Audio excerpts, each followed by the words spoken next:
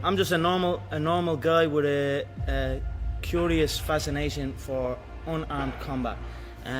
Mixed martial arts is basically the purest form of unarmed combat known to man. It involves all disciplines, all combat disciplines: boxing, kickboxing, wrestling, taekwondo, karate, jiu-jitsu. It's just a pure combat. Conor, given the tradition of sport in this country, with the proud tradition of Gaelic games, soccer, rugby and all the rest, how does a young lad from Crumlin get into mixed martial arts? Well, I was no different growing up. I was always into football. I mean, growing up where I'm from, there's two things you were known for. You were either good at playing football or you could fight.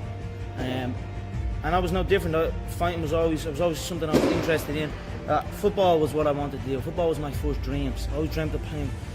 I always used to go out on my own. I was like 7, 8 years old and put on my football boots and run up and down kicking the ball, dreaming of playing in front of a big stadium.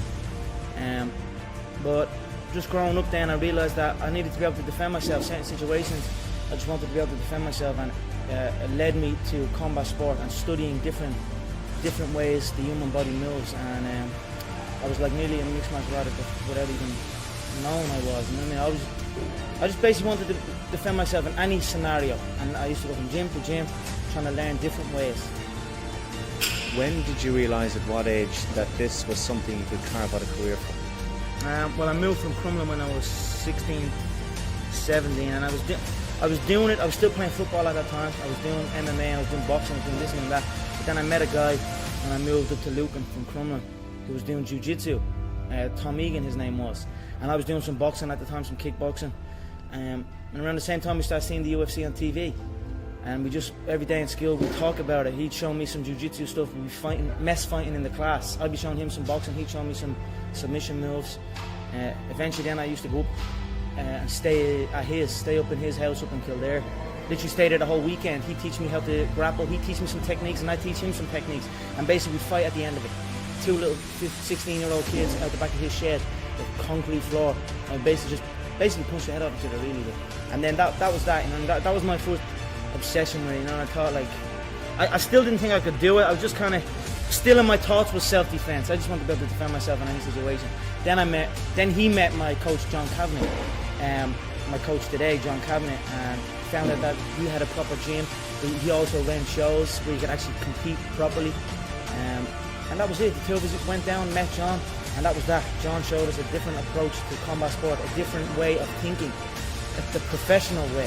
You know, even though we're in a little small shack, in a little hut, it was a professional approach to unarmed combat. And he introduced me to jiu-jitsu, which changed my whole approach. It made me look at the finer details of combat. And then that was it. I was hooked.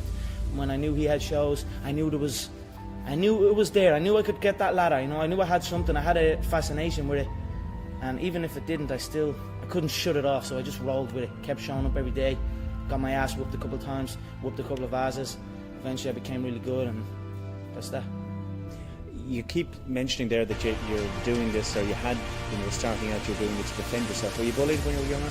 I definitely wasn't bullied. I mean, I definitely wasn't bullied. But you know, as you're growing up and you're walking around, and I used to live in a little estate, and when you explore outside that estate, you start meeting new people, and then fights would happen. Boys, you know what I mean? Young boys would fight. But it just stuck in my head a little bit more. And something like that happened. It was always in my head. I go back and think about it. I think about what happened, what position happened.